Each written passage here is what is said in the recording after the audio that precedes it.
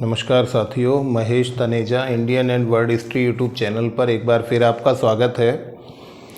आज हम बात करने वाले हैं गुप्त काल में सामाजिक स्थिति और गुप्त काल के साहित्य के बारे में। तो शुरू करते हैं समाज की स्थिति के बारे में बातचीत। देखिए, गुप्त काल का जो समाज है वहाँ पर हम लोगों ने पहले भी डिस्कशन किया था कि जो स्थितियाँ हैं वो ब्राह्मण धर्म के फेवर में है। ब्राह्मण धर्म के फेवर में है, इसका मतलब कहीं ना कहीं हिंदू धर्म का उत्कर्ष का काल है। और जब हिंदू धर्म का उत्कर्ष का काल होगा तो ब्राह्मणों को ज़्यादा महत्व मिलेगा। और जब भी ब्राह्मणों को किसी समाज में ज़्यादा महत्व की बात की जाए तो आप ये तय मानिए कि वहाँ पर वर्ण व्यवस्था का जो स्वरूप है वो आपको देखने को मिल जाएगा। मतलब वर्ण व्यवस्था की जो स्थितियां हैं वो आपको वहाँ देखने को मिलेंगी कि जहाँ पर ब्राह्मण को ज़्यादा महत्व, क्षत्रिय, वैश्य और शूद्र को तुलनात्मक रूप से कम महत्व मिलेगा। पर यहाँ पर एक महत्वपूर्ण बात यह है कि वर्ण व्यवस्था जरूर यहाँ पर अस्तित्व में दिखाई देती है और वर्ण व्यवस्था के स्वरूप को प्रधानता दी गई है, किंतु यहाँ कर्म की बाध्यता नहीं है। आपको ध्यान रखना है, कर्म की बाध्यता नहीं है। जिस तरह से वैदिक सभ्यता युग में हम लोगों ने पढ़ा था कि ब्राह्मण का कर्म क्या है, दान देना, दान लेना, ज्ञान देना, यज्ञ करवाना। क्षत्रिय का काम रक्षा करना, वैश्य का काम व्यापार करना, शूद्र का काम सेवा करना। पर यहाँ पर वर्ण व्यवस्था के होते हुए भी आप देखिए कि कर्म की बाध्यता नहीं है, अर्थात आप किसी भी तरह के कर्म को स्वीकार कर सकते हैं। और इसका प्रमाण दूं मैं आपको,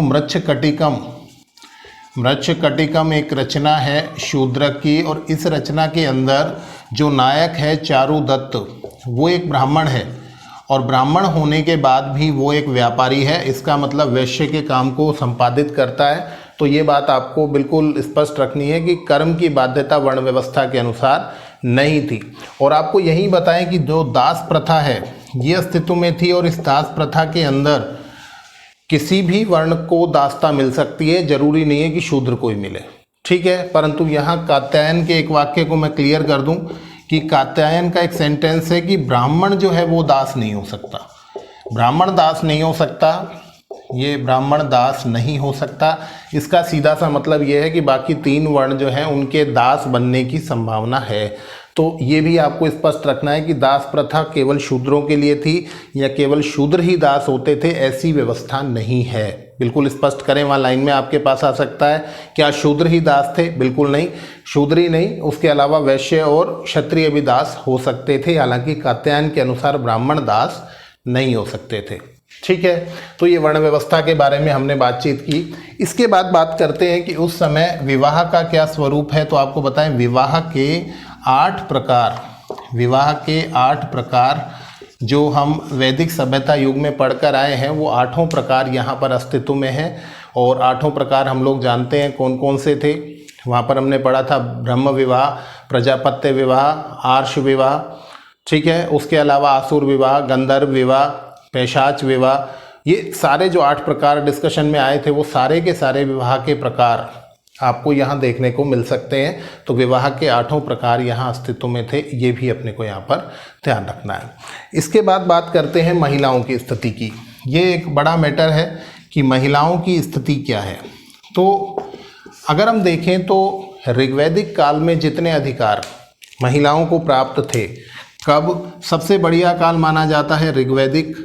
इस ऋग्वैदिक काल में महिलाओं को जितने अधिकार प्राप्त हैं उतने अधिकार उसके बाद भारतीय इतिहास में कभी भी महिलाओं को प्राप्त नहीं हो पाए। तो महिलाओं की स्थिति में पतन हमेशा हमको देखने को मिलता चला जाएगा।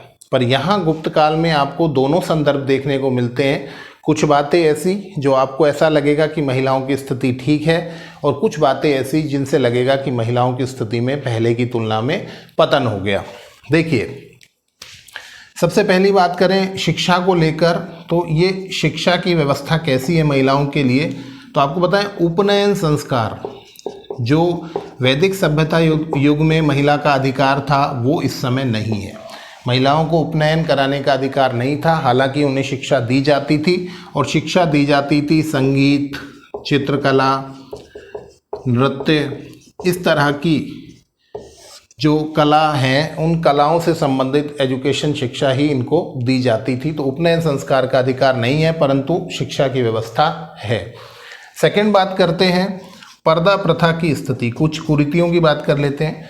पर्दा प्रथा की स्थिति के बारे में दो तरह के प्रमाण हमें प्राप्त होते हैं, एक प्रमाण सकारात्मक और एक नकारात्मक। पहले नकारात्मक को लेके चले हैं हम, तो नकारात्मक की ही बात कर लेते हैं। आपको बताएं, पर्दा प्रथा जो थी अस्तित्व में थी, ऐसा लगता है क्योंकि कालिदास की जो रचना है, कालिदास की रचना अभिज्ञान शाकुंतलम, निश्चित रूप से हम इसकी बात कर चुके हैं।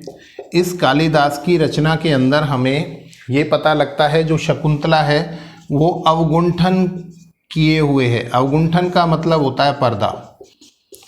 इसका मतलब पर्दा प्रथा अस्तित्व में थी, परंतु कुछ विद्वान कालिदास को गुप्त काल के समकालीन मानते ही नहीं है, उसका समय पहले का माना जाता है। और यदि इस स्थिति को माने तो फिर दूसरे तर्क की भी बात कर लेते हैं। यहाँ से तो ये कि पर्दा प्रथा अस्तित्व में थी, और पर्दा प्रथा अस्तित्व में नहीं थी की बात कर लेते हैं। तो नहीं थी का प्रमाण हमें मिलता है अजंता के चित्रों से। अजंता के अंदर जो चित्र हैं, उन चित्रों के अंदर जो महिलाओं का चित्रांकन है उसमें पर्दा प्रथा अस्तित्व में नहीं है। तो आपको ध्यान रखना है, दोनों तरह के तर्क हमारे पास हैं। और वैसे देखा जाए तो इसे आप ज़्यादा ऑथेंटिक मान सकते हैं, क्योंकि कालिदास का जो समय है या एक से अधिक कालिदास होने की जो स्थितियां स्वीकार की जाती हैं उसके आधार पर हो सकता है ये वाला वर्णन जो है ये सही ना हो। तो पर्दा प्रथा भी कहीं ना कहीं अस्तित्व में नहीं है, ऐसा लगता है। ठीक है, अब देखिए तीसरा जो मुख्य बिंदु है हमारे पास वो है बहुपत्नी प्रथा। तो बहुपत्नी प्रथा थी, बिल्कुल स्पष्ट सा है, हर काल में राजाओं की एक से अधिक पत्नियां मिलने के प्रमाण हमें मिलते हैं। तो वो इससे स्पष्ट हो रहा है कि बहुपत्नी प्रथा अस्तित्व में थी, अस्तित्व में थी, बिल्कुल स्पष्ट है। चौथी बात करते हैं सती प्रथा के बारे में। सती प्रथा के बारे में, सती प्रथा अस्तित्व में थी, ये भी हमको बिल्कुल स्पष्ट हो जाता है। भानुगुप्त का एरण अभिलेख आपको याद होगा, 510 ईस्वी का डिस्कशन हुआ था, जहाँ पर सती प्रथा के प्रथम अभिलेखीय साक्ष्य भारतीय इतिहास में हमें प्राप्त होते हैं। तो इसका मतलब सती प्रथा भी अस्तित्व में थी। अब बात करते हैं अन्य मुद्दों पर। शासन में भूमिका की बात करें, शासन में भूमिका, तो प्राय महिलाओं को शासन में कोई विशेष भूमिका प्राप्त नहीं होती थी, अधिकार प्राप्त नहीं होते थे, प्राय अधिकार नहीं, क्योंकि जितने भी शासक हैं तो शासक ही आपको शासन करते हुए दिखाई दे रहे हैं। महिलाओं की स्थिति उतनी ज़्यादा प्रबल नहीं है। हालांकि प्रभावती गुप्ता के द्वारा शासन चलाए जाने के प्रमाण भी मिलते हैं। प्रभावती गुप्ता ने शासन चलाया अपने पति की मृत्यु के बाद।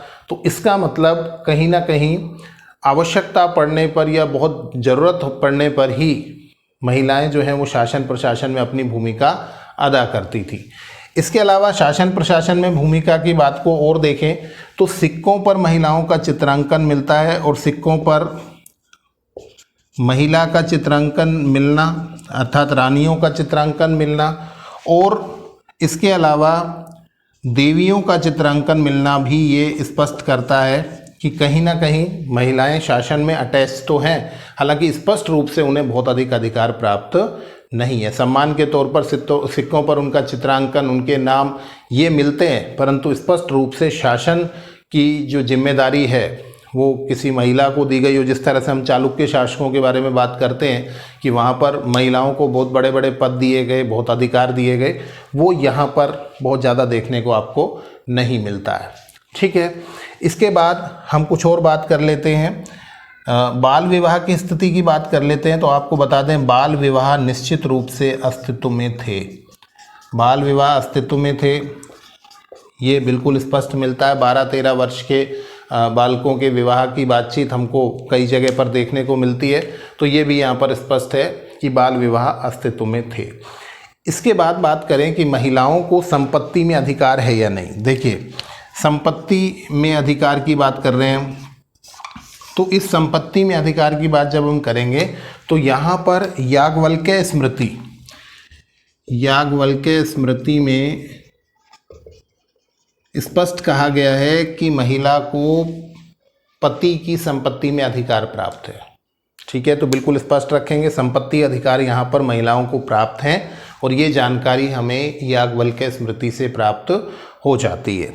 इसके अलावा देखें और अधिकारों की बात करें तो हम लोग पाते हैं कि नारद और बृहस्पति स्मृति हम लोग जानते हैं और हम साहित्य में बात भी करने वाले हैं कि जो भी स्मृति ग्रंथ हैं मनुस्मृति के अलावा वो प्राय गुप्त काल में ही पूर्ण हुए हैं। तो नारद और बृहस्पति स्मृति में पुत्री को पुत्र के समान, पुत्री बराबर पुत्र स्वीकार किया गया है। ठीक है, पुत्री को पुत्र के समान अधिकार देने की बात की गई है। इसका मतलब कहीं ना कहीं कुछ क्षेत्रों में महिलाओं को पुरुषों के समान अधिकार दिए जाने की बात की गई है। इसके अलावा एक और संदर्भ में आपको बताऊं, नारद और पाराशर स्मृति में विधवा विवाह का समर्थन किया गया है। विधवा विवाह का समर्थन किया गया। ठीक है, क्वेश्चन हमसे डायरेक्टली भी पूछे जाते हैं कि विधवा विवाह का समर्थन हमें कहाँ प्राप्त होता है, तो नारद और पाराशर स्मृति में हमें विधवा विवाह का समर्थन प्राप्त होता है। तो कुल मिलाकर बात ये है, अगर हम ओवरऑल इस सारी बातचीत को देखने की कोशिश करें तो महिलाओं की स्थिति कोई बहुत अच्छी नहीं है, क्योंकि अगर आप केवल 2 स्मृति ग्रंथों में विधवा विवाह के समर्थन को तर्क बनाएं तो इसका मतलब ये नहीं है कि विधवा विवाह को सभी ने समर्थन दे दिया या पुत्री को पुत्र के समान मानना। यहाँ केवल 1-2 उदाहरण ही आपको देखने को मिलते हैं। तो महिलाओं की स्थिति बहुत अच्छी नहीं है, फिर भी महिलाओं की स्थिति इतनी सम्मानजनक जरूर है कि उन्हें शासन प्रशासन में एक सामान्य भूमिकाएं मिलती हैं। उनकी शिक्षा, चाहे वो कला से संबंधित ही हो, शिक्षा की व्यवस्था की बात है, पर्दा प्रथा अस्तित्व में नहीं है। तो कुछ बातें अच्छी हैं और बाल विवाह जैसी कुरीतियां यदि हैं और सती प्रथा जैसी कुरीतियां हैं तो इसका मतलब ये है कि महिलाओं की स्थिति में निश्चित रूप से आपको यहाँ पर पतन दिखाई देता है। तो ये सारी की सारी बातचीत हमको यहाँ से लेकर चलनी है। और एक लास्ट बात और भी कर लूँ मैं यहाँ पर कि देवदासी प्रथा भी अस्तित्व में थी, ऐसे प्रमाण भी मिलते हैं। देवदासी प्रथा क्या होती थी, हम लोग जानते हैं कि मंदिरों में जो अविवाहित कन्याएं होती थी वो अपने आप को उस मंदिर के जो देवता हैं उनको समर्पित कर दिया करती थी और उनके साथ फिर बाद में दुराचार और वो सारी चीज़ें देखने को सुनने को मिलती हैं। वहीं पर नृत्य आदि से पूजा पाठ के लिए, सेवा के लिए ये देवदासियां बन जाया करती थी। देवदासी का मतलब होता था देवता की दासी, देवता की पत्नी के रूप में, परंतु बाद में पुजारी और अन्य लोगों के द्वारा उसका देह शोषण और इस तरह की चीज़ें भी हमको देखने को मिलती हैं। तो ये इस तरह की कुरीतियाँ भी आपको यहाँ देखने को मिलती हैं और यहीं पर गणिका या वेश्या जैसे संदर्भ भी हमें प्राप्त होते हैं। हालांकि इसका विरोध स्मृति ग्रंथों में हमें देखने को मिल जाता है। तो इस तरह की परंपराएं होना निश्चित रूप से महिलाओं की स्थिति में पतन को परिलक्षित करता है और ये स्पष्ट करता है कि कहीं भी महिलाओं की बहुत अच्छी स्थिति यहाँ पर नहीं थी। ठीक है, तो ये सारी बातचीत हमको यहाँ पर समाहित कर लेनी है और समाज की स्थिति हमारे सामने एक फ्रेम के तौर पर दिखाई दे जाएगी। अब हम लोग पढ़ते हैं कि साहित्य और समाज जो है वो एक दूसरे के पूरक होते हैं। तो साहित्य की क्या स्थिति है वो भी यहाँ पर हम लोग देख लेते हैं। देखिए,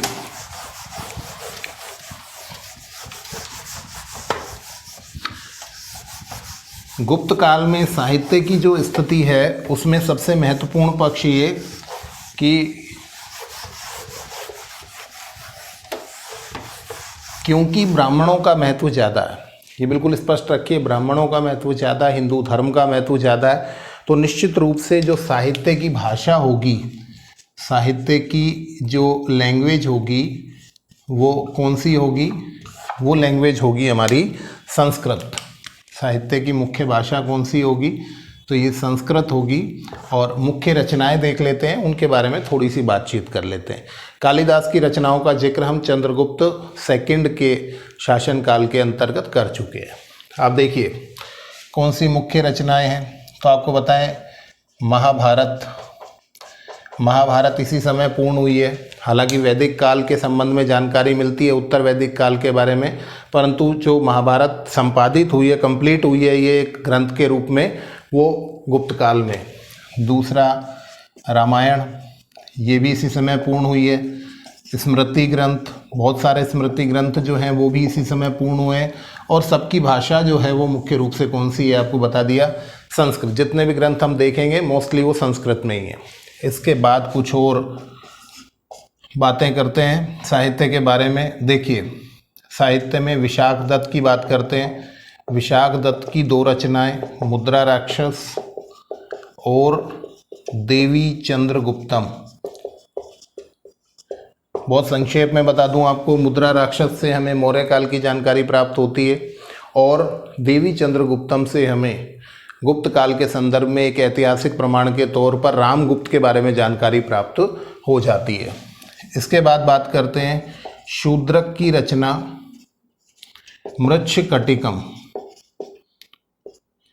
मृच्छकटिकम का मतलब होता है मृत शक्टिकम। ये देखिए इस तरह से होता है, मृत शक्टिकम मतलब मिट्टी की गाड़ी। और इस मिट्टी की गाड़ी वाली रचना में चारुदत्त नाम का एक व्यापारी है और एक गणिका है जिसका नाम है वसंत सेना। इन दोनों की कथा यहाँ पर देखने को मिलती है। चारुदत्त ब्राह्मण है और वसंत सेना एक गणिका है। इन दोनों के संबंधों के बारे में संबंधों को लेकर एक दुखांत नाटक ये देखने को मिलता है। तो ये भी गुप्त काल की एक महत्वपूर्ण रचना है। इसके बाद बात कर गए वात्स्यायन की कामसूत्र। ये भी गुप्त काल की रचना है। सिद्धसेन की न्यायावतार, चंद्रगोमिन की चंद्र व्याकरण। इसका एक और नाम मिलता है लिंगानुशासनम। ये भी एग्ज़ाम में पूछ लेता है और ये महायान से संबंधित है, महायान बौद्ध धर्म से संबंधित रचना रही है। इसके अलावा बात करते हैं कुछ और रचनाओं के बारे में, जैसे विष्णु शर्मा की पंचतंत्र। हम लोग जानते हैं पंचतंत्र में बच्चों से संबंधित कहानियाँ हैं और ये ऐसी किताब है जिसका सबसे ज़्यादा भाषाओं में अनुवाद हुआ है। इसी तरह से नारायण पंडित की, ये भी बालकों से संबंधित इसमें कहानियाँ हैं। नारायण पंडित की रचना हितोपदेश, ये भी गुप्त काल की रचना है और ये सभी संस्कृत में है। अभी तक जितनी आपने बात की है वो सब संस्कृत में है। अपवाद पे चले जाते हैं। विशुद्धिमग्ग एक रचना है, विशुद्धिमग्ग।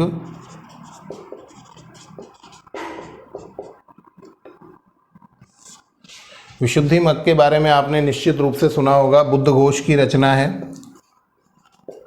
और इसे त्रिपिटकों की कुंजी कहा जाता है। त्रिपिटकों की कुंजी।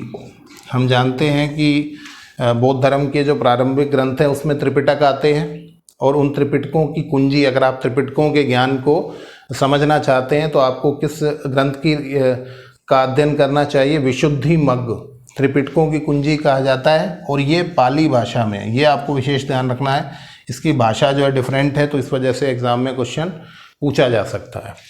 इसके बाद बात करते हैं भास की रचनाओं की।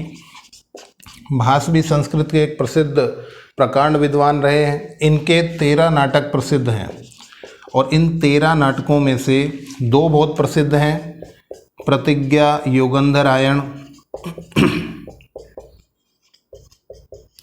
और एक है स्वप्न वासव दत्ता। ये बहुत फेमस है, स्वप्न वासव दत्ता। इस स्वप्न वासव दत्ता के अंदर उदयन और वासव दत्ता की प्रेम कथा, उदयन और वासव दत्ता की प्रेम कथा, उसका उल्लेख मिलता है और ये भास के 13 नाटकों में से दोनों बहुत प्रसिद्ध हैं, तो आपको इन दोनों का नाम कम से कम जरूर ध्यान रखना है। इसके बाद बात करते हैं भारवी की रचना। भारवी की रचना किरातार्जुनीयम।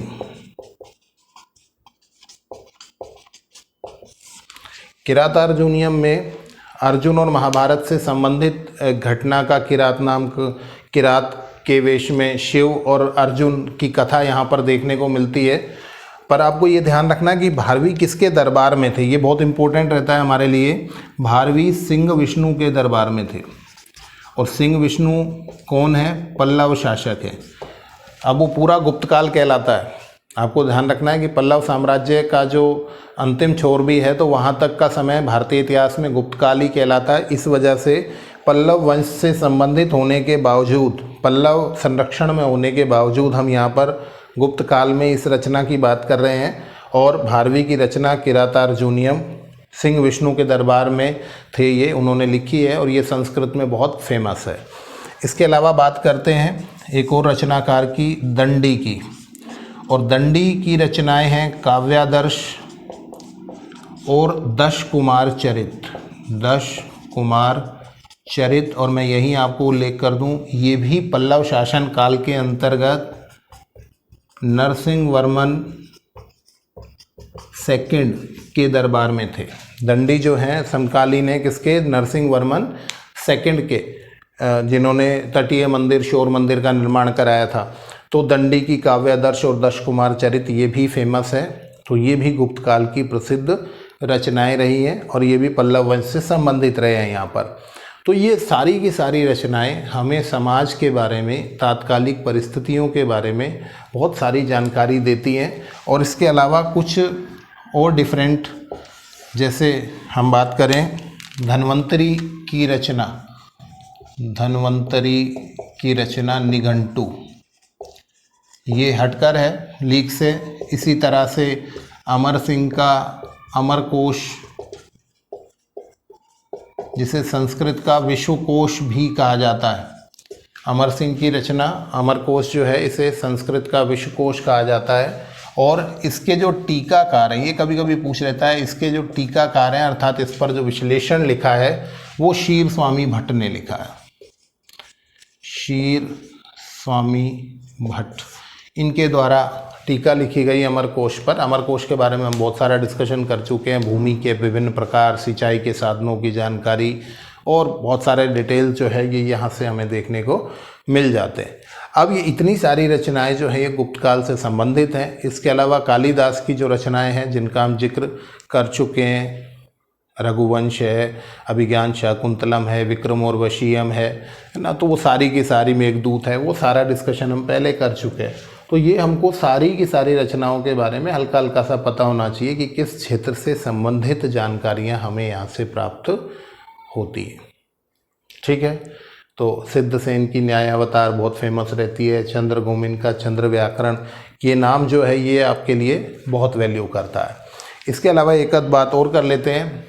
मेंथा की एक रचना हयग्रीव वध, मेंथा की एक रचना हयग्रीव वध, ये बहुत उच्च स्तर पे नेट स्तर का क्वेश्चन होता है। मेंथा की रचना हयग्रीव वध है और ये भी गुप्त काल की प्रमुख रचनाओं में से एक है। तो ये सारी की सारी रचनाएं आप लोग इसको कंठस्थ कर लेंगे। और लास्ट बात कर लेते हैं कामंदक की नीति सार, इस पर आप इम्पोर्टेंट भी लगा लेंगे। कामंदक की नीति सार को इम्पोर्टेंट लगा लेंगे क्योंकि ये कहीं ना कहीं जो अर्थशास्त्र है उस अर्थशास्त्र का ब्रीफ है, अर्थशास्त्र की जो जानकारियां हैं उसका संक्षिप्त विवरण हमें प्राप्त होता है कामंदक के नीति सार से। तो ध्यान रखना है अर्थशास्त्र पर आधारित रचना गुप्तकाल की कौन सी है, तो उसका आंसर होगा नीति सार। और किसकी रचना है ये? कामंदक की रचना। ठीक है, ये सारी रचनाओं का जिक्र, ये समाज के बारे में बहुत सारी जानकारियाँ, ये हमें सब यहाँ से प्राप्त हो जाता है। और भरत मुनि का नाम कहीं आपने सुना हो? भारत का जो नामकरण हुआ उसके बारे में कई सारे मत हैं। कुछ तो मानते हैं दुष्यंत और शकुंतला का जो पुत्र था भरत, उसके नाम से नामकरण हुआ।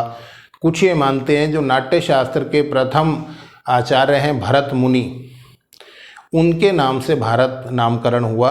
तो आपको ये भी ध्यान रखना है कि जो उन भरत मुनि की बात हम करते हैं, भरत मुनि जिन्होंने नाट्य शास्त्र लिखा, जिसके आधार पर ही नाट्य रचनाएं जो हैं उनका प्रेजेंटेशन हो पाया मंच पर, वो भरत मुनि जो है वो भी गुप्तकालीन रचनाकार माने जाते हैं और उनकी रचना नाट्यशास्त्र भी फेमस है। तो हमने सब समाहित कर लिया है और सारी बातचीत यहाँ पर कंप्लीट होती है। और आपको ध्यान रखना है, गुप्तकालीन जो साहित्य है उससे हमें गुप्तकाल के बारे में विस्तृत जानकारियाँ प्राप्त होती हैं।